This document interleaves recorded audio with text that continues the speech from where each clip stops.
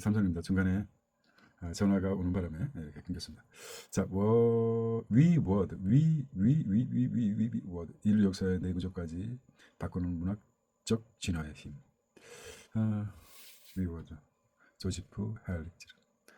이 책에서 뭐 이런 얘기가 있습니다. 여기는 잘 안 들어오고 제가 하고 싶었던 것은 다이아몬드, 다이아몬드, 제레미 다이아몬드. 이름이 참 정신스러워요. 다이아몬드. 그러니까 제 이름을 얘기하자면은 손 다이아몬드 어울리니까 손금, 손골드 이런 것처럼 미국 사람들의 오늘 문명의 과거에 위대했던 문명은 왜 몰락했는가? 제레미 다이아몬드. 어떤 우리에게 이 제레미 다이아몬드가 주장했던 당시에 어떤 자기 어떤 크게 사회적으로 반향을 일으켰지만 이게 다 현실에 맞다고 보지는 않습니다. 김수현이 옮겼는데요. 자, 문명의 붕괴는 문명의 몰락과 그 원인들을 분석한 책입니다. 문명이 왜 몰락했는지, 어떤 문명은 유지되고 다른 문명은 붕괴했는지 탐구합니다. 다이아몬드는 저자는 역사적, 사회적, 환경적 요인을 결합하여 문명의 흥망성쇠를 이해하고 현대 사회에서 적용할 수 있는 거죠. 제레미 다이아몬드는 환경적 요인을 가장 크게 보았던 거라고 생각합니다. 지금은 많이 바뀌었죠. 통신이라든지 교통시설이 굉장히 발전해가지고 당시의 어떤 기준에서 사실 이 책은 굉장히 유명한 책입니다. 그거를 갖다가 그대로 이게 맞다, 100% 맞다 이해한다면 이건 초보 독서자의 길이라고 생각합니다.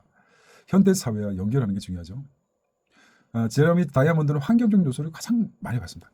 환경적 요소, 기후변화, 내부 문제와 외부 결합, 현대 문명에 대한 경고, 창의적 질문, 문명 지속의 가능성, 기후변화와 사회. 결론적으로 문명의 붕괴는 과거의 문명들이 붕괴한 원인을 다각적으로 분석을, 현대 문명에 직면한 문제들을 심각하게 고찰하면서 우리가 현재 직면한 문제들을 어떻게 실질적으로 인식하고 발전할 수 있느냐, 그런 거를 다뤘던 건데, 한 가지 예를 이 책에 대해서 중국 있지 않습니까? 중국, 인도도 중국과 인도, 그러니까 중국은 굉장히 어떤 면에서 문어발식 영토를 확장했던 거고, 중국의 역사는 어찌 보면은 대를 위해 소를 희생하는 어떤 반민주적인 정치 성향에 의해서 중국을 통합했었던 겁니다. 중국 자체가 땅덩어리가 크고 민족 자체가 엄청 많습니다. 그런데도 불구하고 중국을 통일할 수 있던 힘이 무엇인가?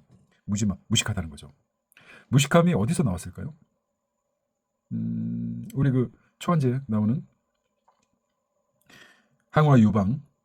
항우는 중국을 통일할 수 있는 토대를 마련한 사람입니다. 역사적으로 마오쩌둥이라든지 등소평, 이런 증국본, 이런 사람들이 중국의 힘은 어디서 나오느냐, 무지막지한 거죠. 사람의 생명을 어떻게 보면은 한 가닥 통치를 위한 희생양으로 보았죠. 항우 같은 경우는 20만 명을 죽였습니다. 항복했던 20만 명을. 그리고 마오쩌둥은 자기의 이상을 위해서 신문화운동, 무슨 참새 죽이기, 무슨 철강 사업을 육속한다고 각 지역마다 철강을 만들어서 이렇게 했지만은 거기서 생산된 철강은 개판이었습니다. 그리고 그 영향으로 수많은 몇 천만의 사람들이 아사도 했고, 그런 해도 불구하고 아직도 중국에서는 마오쩌둥, 중국에 가면 세 가지를 말하지 말라 하지 않습니까? 첫째, 공산주의에 대한 비판. 둘째, 마오쩌둥에 대한 비판. 현대 들어서 세 번째는 천안문 사태에 대한 언급.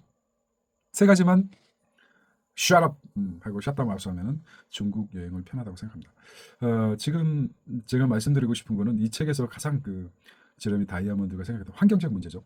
요것만 짚고 넘어가겠습니다.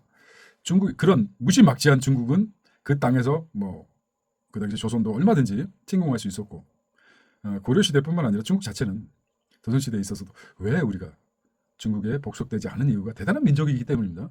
얼마든지 원세계부터 시작해가지고 우리 역사상 고려시대부터 해가지고 얼마든지 속국이 될 수 있는 상황이 됐는데도 버텨냈다는 것은 한국 민족의 우수성을 나타내고, 또 한 가지 인도가 있습니다. 인도는 세계 나라로 카스트 제도로 이어져갈 세계 나라로, 그게 말이야. 왜냐하면 누구를 흉내내고 있습니다. 그게 왜 중국이라는 어떤 아주 욕심 많고 그런 나라가 왜 인도를 정복하지 못했을까? 돌 선생에게 내가 지금 얘기하고 있습니다. 그것은 어떤 의미냐면은 에베레스트라는 엄청난 산이 있었습니다. 나폴레옹이 결과적으로 스위스를 넘지 못해서 세계 추위와 어떤 병사들의 그 추위 때문에 정복하지 못한 것처럼, 러시아를 정복하지 못한 것처럼 중국도 마찬가지입니다.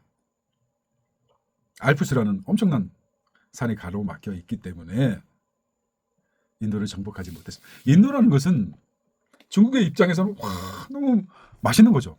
저 땅을 먹으면 정말 중국의 젖줄과 같은 아이를 이제 베고 나서 아이를 출산하고 나서 젖에서 나오는 그 젖과 꿀 그런 영토가 인도입니다.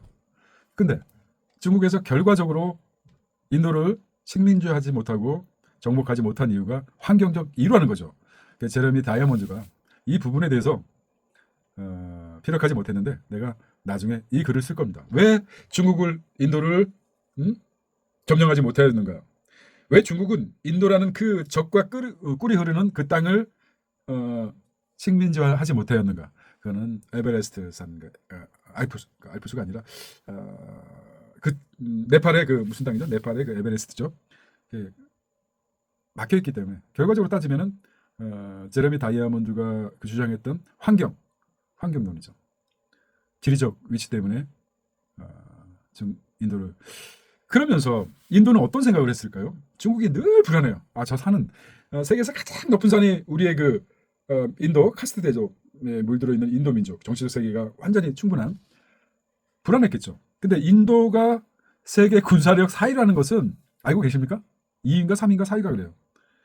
늘 내재적으로 쇠뇌적으로 언제든지 중국 놈들이 떼놈들이 한번 우리 인도를 점령해서 우리의 정교라든지 정신적 세계를 망가뜨릴 수 있다. 그래서 핵무장도 엄청 일찍 했습니다. 또 그거를 용인했어요. 미국에서. 왜냐? 그 당시에 그 중공이었다가 중국으로 바뀌지 않았습니까? 용인했어요. 전략적으로. 그래서 이 책의 중심은 물론 뭐 멋지게 순화된 어떤 정형화된 그런 말씀 표현하지 못하지만 제레미 다이아몬드가 주장했던 건 지리적 위치, 환경적 위치를 중요하게 생각하는데 네팔이라는 국가에서 우리 그러니까 중국하고 인도가 유지될 수 있고 또 유지된 상황에서 팔레스타인 그러니까 인도가 또 분열됐지 않습니까? 여유가 있어서 분열된 것입니다. 만약에 중국의 공격이 굉장히 심했다면은 인도는 나눠질 틈이 없었습니다. 나라가 나눠지고 세 나라로 방글라데시 그다음에 뭐 어디 있습니까? 갑자기 생각 안 나는데 인도, 방글라데시, 에티오피아는 아니고 어떻게 나눠질 수 있는 그 시간적 여유를 줬던 거는 알프스 산맥, 그러니까 엘레베스트 산이라고 생각합니다. 이렇게 마무리 짓고 환경 결정론에 그 주장했던 제레미 다이아몬드 문명의 붕괴를 마치겠습니다.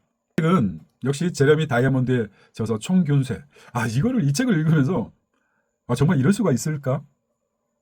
이게 정말 진실일까? 이런 생각을 했습니다. 인류 문명의 발전과 불평등 기원을 탐구한 역사서입니다.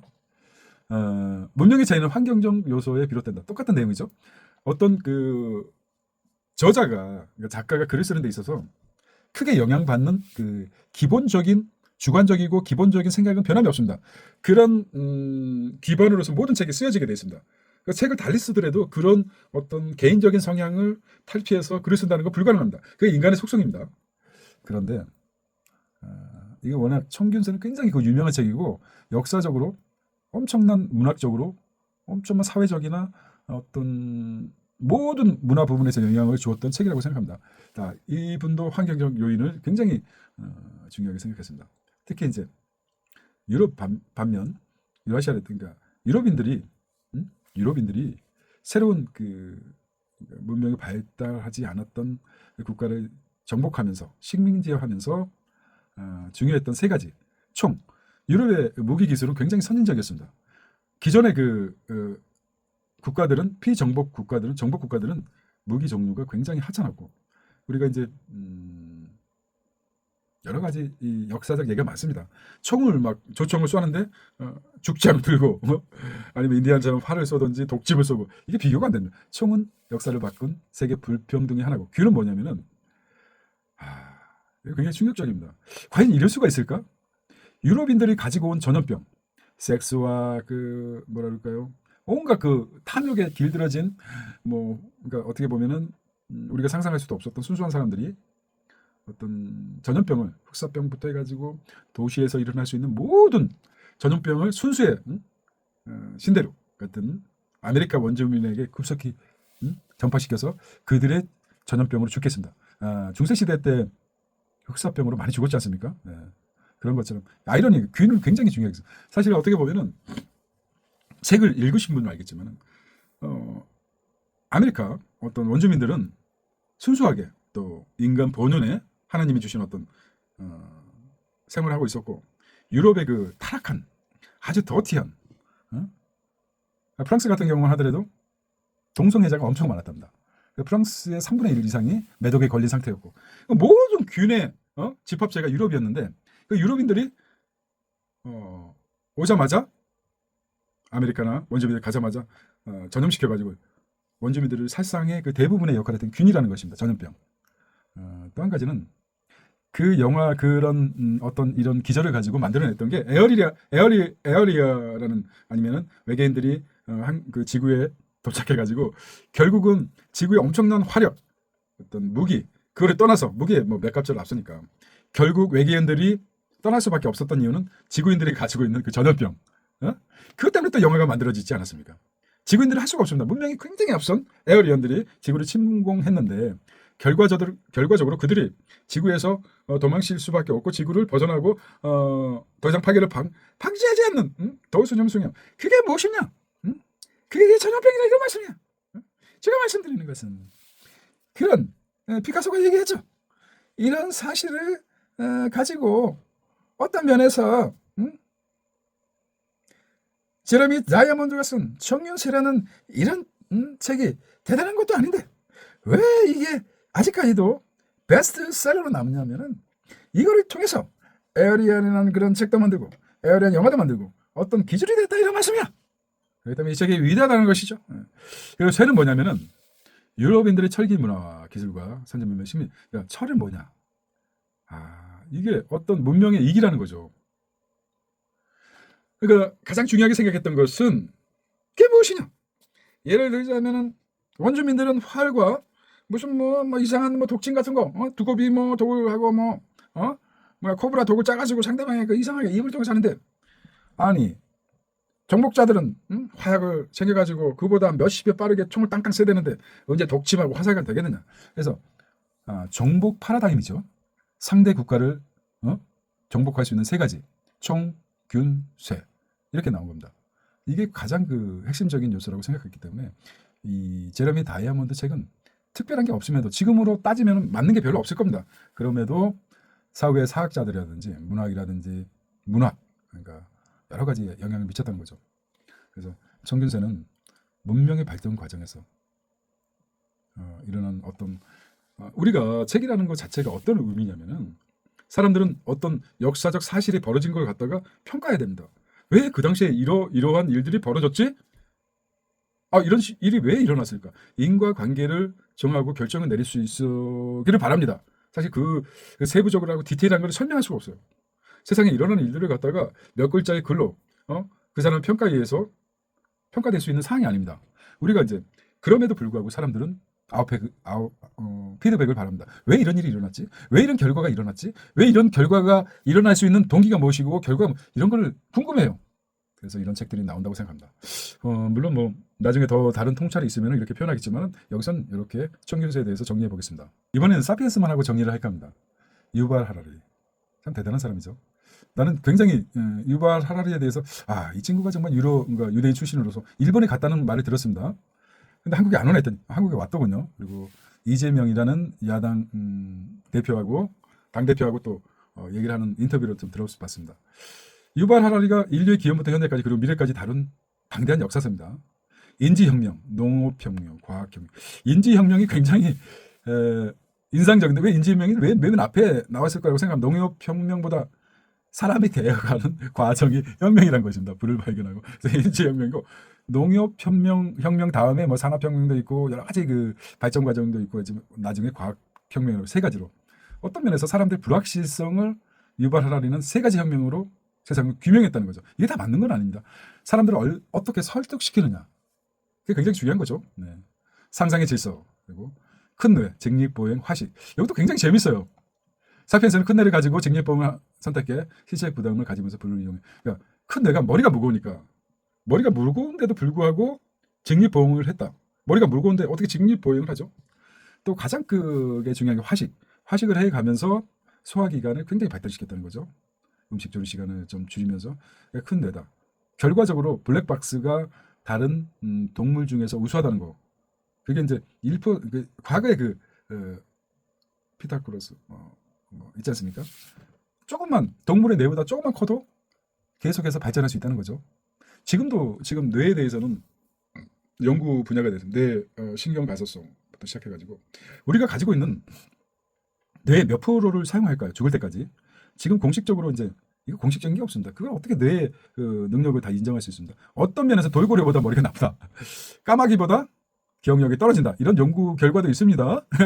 그래서 우리가 인간이 까마귀 같은 건 뇌가 아주 조그마지 않습니까? 머리 해봤자 뭐 뇌가 뭐 머리 쪽에 있겠죠. 근데 그것마저도 인간들은 까마귀보다도 기억을 못한다는 그런 연구 결과도 있습니다. 무한하다고 생각합니다. 인간의 뇌가. 저는 굉장히 신경 가속성을 믿고 있는데요. 현대에 있어서 과거에는 3%까지 뇌 100% 내에서 3%를 사용했다면 굉장히 천재, 수재라고 평가하지만 지금 한 10%까지 그리고 요즘 세대는 10% 넘게 그렇게 평가되지만 이건 정확한 정보가 아닙니다. 직립보행을 한다. 원래 네 발로 이렇게 요미르스 로마 신화를 보면은 노마라는 이름 늑대의 젖을 먹고 노물로스가 뭐 있지 않습니까? 그 중요한 무슨 의미인지 알 겁니다. 네 발로 직립보행을 시행했다는 것 자체가 다른 동물에 비해서 뛰어나다는 거죠. 이게 인류가 태동할 수 있는 가장 중요한 역할이라고 생각하는 거죠. 그리고 또 한 가지는 화식이라는 겁니다. 화식. 동물들은 생식을 해가면서 살아있는 육식 동물을 뜯어 먹으면서 그들이 소화할 수 있는 시간 엄청나다는 거죠. 근데 인간은 화식을 함으로써 익혀 먹으면서 위장 자체도 단순화시키고 동물들은 음식을 먹음으로 해가지고 소화시키기 위해서 먹자마자 잠을 잡니다. 왜냐? 온갖 에너지를 소화시키는데 투자하기 때문에. 근데 인간은 음식을 섭취하고 나서 화식 때문에 화식이 소화 시간을 단축시켜서 동물들은 음식을 먹고 나면 며칠이고 3일이고 4일이고 잠을 자게 돼 있습니다. 왜냐? 소화시키는데 엄청난 힘이 들어간다는 겁니다. 우리가 포만감에 음식을 가득 먹었을 때 그걸 소화하기 위해서 100m 달리기처럼 엄청나게 신체 구조가 노력한답니다. 그런데 정말 현명한 사람들은 배의 80% 정말 요가를 하고 선인이라고 생각하는 60%밖에 안 먹는 그 사람들 40%밖에 안 먹는다는 거예요. 나머지 시간에 정치적 세계. 그래서 이제 얘기가 어떻게 전달이 될지 모르지만은 큰 뇌하고 직립보행, 화식 이게 인류 발전에 크다란 역할을 했고 인지혁명과 뒷담화 이런 약 700년 인간의 상정사고 언어를 가져주게 뒷담화 사회적 경도가 뒷담화는 게 뭐냐면 뒤에서 언어의 발전이죠. 그러니까 인간 자체는 필요할 말만 합니다. 경상도 사람들 밥 묻나? 밥 묻다. 밥 다 먹었으면 자자. 자자. 이게 단순한 언어인데 어떤 면에서 뒷담화를 한다는 거죠. 그건 기본적인 언어적 메커니즘이고 이제는 유의를 즐기다는 거죠. 밥을 먹는데 저 새끼가 숨을 질질 흘리고 먹던지 밥을 먹는데 막 소화를 못 시키다든지 지저분하게 먹는다든지 뭐 밥을 먹다 뒷담화를 시작됐죠. 그러면서 여유가 생긴 거죠. 뒷담화를 내고 상상의 질서, 동국과 종교 같은 개념은 모든 인류가 만든 허구이지만 이 허구가 인간 사회를 조직하고 유지할 수 있는데 그건 핵심을 한다. 작물하고 가축화의 비극. 농업혁명은 인류에게 가장 큰 식량을 제공했지만 삶의 질을 악화시키고 이건 뭐냐면은 물론 내피셜입니다. 그전에는 동물과 똑같이 개인이 먹을 만큼만 먹으면 잠을 잤는데 이거를 자본화시켜. 그러니까 현대 반호생 이거를 고정적으로 계속해서 나에게 꾸준한 욕심이죠. 탐욕에 들어간 거고 그러다 보니까 자기가 생산했던 것과 달리 남을 시켜가지고 필요 이상의 에너지를 동물에서 이제는 악마가 돼가는 거죠. 탐욕이 가득한 노동운동을 세지면서 계급 간의 격차가 생긴다는 거죠. 무지의 인정과 진보의 가능성.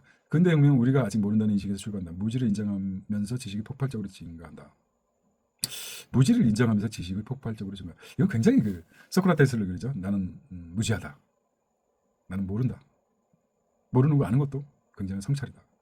그리고 제국주의와 과학 잠시. 유럽 제국주의의 과학과 기술 발전의 동력성. 제국주의에 가장 늦게 출발한 나라가 독일입니다. 자본주의. 그래서 참 역사적으로 아이러니한 게 뭐냐면 아이러니한 게 우리가 이제 제국주의의 맨 마지막으로 후바이 주자가 독일이었습니다. 저머니. 프랑스나 영국, 스페인, 포르투갈 굉장히 제국주의로 앞당겨가지고 식민지화해가지고 그들이 만든 산업혁명으로 만든 그 과잉 생산물을 소비국에 넓히는 시장 확장을 했는데 그게 안 되니까 식민지화 시켰는데 뒤늦게 이렇게 무식하고 독일 사람들이 똑똑해 보이지만 그 당시에 무식했던 모양입니다. 뒤늦게 제국주의에 도덕질도 맨 늦게 하는 놈들이 나선지도 모르는 상태에서 한다고 하지 않습니까? 그래서 독일이 결국 1차 대전, 2차 대전을 일으키면서 세계 경제를 망가뜨리는 원인이 됐던 이유가 그런 부분도 있다고 합니다. 상어는 헤엄치지 않으면 죽는다고 합니다. 자본주의는 과잉 생산물을 소비하지 못하면 자본주의 끝입니다. 그런 메커니즘 때문에 독일이 뒤늦게 제국주의화되고 제국주의 기반으로 뒤늦게 영국, 프랑스, 스페인, 포르투갈, 그리스까지 포함해가지고 식민지 정책을 했는데 뒤늦게 가다 보니까 자리가 없는 거죠. 그 영국이나 프랑스가 다 잡았는데 갈 데가 없는 거죠. 그러다 보니까 우리가 넘쳐난 자본주의 사회에서 제국주의 되고 나서 소비 국가가 없으니까 사람이 쥐도 막다른 골목에 그러니까 골목이 아니죠. 막다른 위치에 들어오면 고양이를 물듯이 똑같이 마찬가지. 독일이 선택할 수 있는 선택지가 그리 많지 않았다고 생각합니다. 그래서 1, 2차 대전이 일어났다고 생각합니다. 그런 측면에서 사피엔스는 여러 가지 생각할 수 있는 여지를 많이 남겨서 놨습니다. 그래서 인간은 허구를 통해 협력하는 존재다. 종교든 국가 실제하는 문제 물질이 아니라 집단적인 믿음의 산물이고 자본주의가 지속적으로 성장을 견제하고 여러 과학자 발전. 그러니까 우리는 늘 나폴레옹 보나파르트 나폴레옹도 이런 말을 했었고 우리가 흔히 생각하는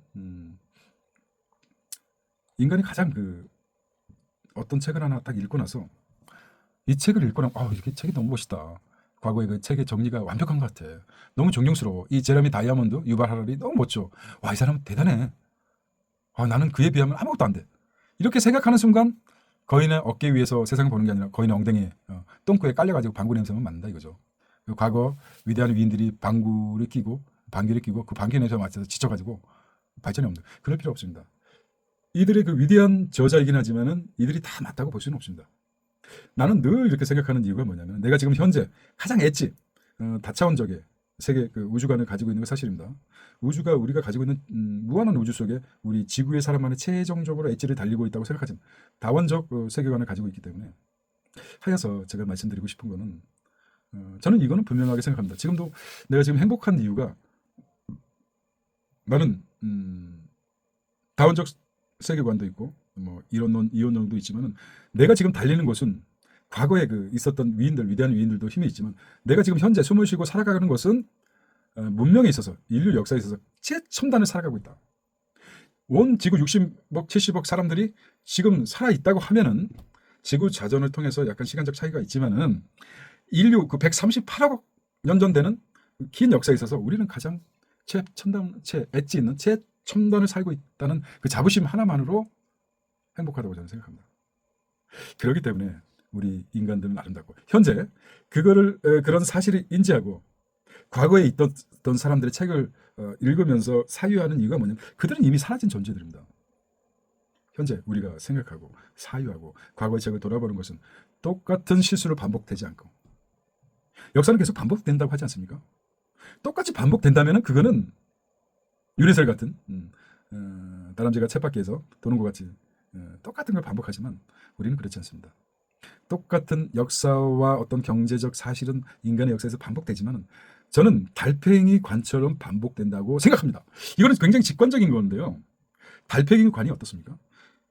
똑같이 반복되는 원형을 그리면서 계속 확장되면서 증폭되면서 늘어나는 마치 엄청난 에너지 한 바퀴를 돌았을 때 물론 똑같을 수도 있죠. 계속해서 반복된 달팽이 관 같은 축소가 아니라 발산되는 그런 역사라고 저는 생각합니다. 제가 얘기하고 나서도 굉장히 감동적입니다. 그래서 저는 살아있는 것 자체가 축복이다. 현재 지금 숨쉬고 세상을 보는 거 그리고 현재 사유할 수 있고 살아있는 거 살아있네 still alive처럼 그게 가장 위대하다고 생각합니다. 나는 과거로 돌아가고 싶은 마음도 없습니다. 갈 수도 없기 때문에 늘 사람들은 이런 생각을 합니다. 오늘 제가 이제 오랜만에 머리를 잘랐는데 이런 말을 하더라고요. 헤어드레서가 이제 잡담인데 본론은 다 끝났습니다. 미용사 헤어드레서가 그러니까 머리 깎는 미용사가 하는 말이에요. 저는 사장님 가능하다면은 10년 전 젊은 시대로 돌아가고 싶어요. 이런 말 했어요. 그래서 제가 얘기했죠. 저는 돌아가는 걸 원치 않습니다. 지금도 행복한데 과거의 그 질풍노도 같은 시대에 돌아가고 싶습니다. 싶습니까? 이렇게 물어봤어요. 두 사람 다 말이 안 되죠. 과거로 돌아갈 수 없습니다. 과거를 돌아갈 수도 없는데 무슨 타임머신이 없는데 한 사람은 과거를 돌아갔으면 한 사람은 과거 돌아가고 싶지 않다는 거, 현실에 만족하고 싶다. 두 사람 봤을 때 그 사람 인생이 어떻겠습니까? 똑같이 과거로 돌아갈 수 없는 건 분명한데 한 사람은 아쉬움 속에 돌아가면 정말 좋겠다. 한 사람은 돌아갈 수 없음을 알고 이미 손절한 거죠. 안 돌아가고 싶겠습니까? 그런 그 사이의 차이고 현재 말이 길었는데 오늘은 저는 상당히 기쁜 날입니다. 저는 헌재가 오늘 그 탄핵 선고 4월 4일 4월 1일 날 발표를 했고 어떤 철학자의 말이 생각이 납니다. 이것만 마무리하겠습니다. 인간이란 존재가 무엇인가? 인간이 어떤 존재라고 생각합니다. 합니까? 저는 이렇게 정의를 내렸습니다. 사유하는 포유류라. 그리고 저는 정의 내렸는데 어떤 철학자는 인간은 신과 야수의 중간 사이라고 했습니다. 어느 순간 중간이란 없습니다. 야수 쪽으로 가느냐, 신을 향해 가느냐. 야수도 되지 못하고 어떤 반증하면 야수도 되지 못하고 신도 되지 못한 중간자적 위치가 인간이라고 생각합니다. 하지만 어느 방향을 위해서 달려가고 싶겠습니까? 달려가시겠습니까? 어떤 방향을 위해서 달려가고 싶겠습니까? 목표를 어디다 주고 싶겠습니까? 그것만 생각하시면서 그러니까 우리 인간 자체가 도울 스님 안녕히 가십시오. 도울 스님 도울 선생님 정리하고 싶고 누가 그런 말 했습니다. 역사는 위드로 할 수도 있지만 인간 역사는 발전적이다. 달팽이 관처럼 계속 발산하면서 우주를 잠식해 가면서 인류 발산될 수밖에 없는 그런 현실이 있다. 이런 말씀을 드리겠습니다. 자, 사랑하는 사람들이요. 달콤한 침실에서 달콤한 잠을 주무시기 바랍니다. I love you. Good night. 안녕. 삼돈이었습니다.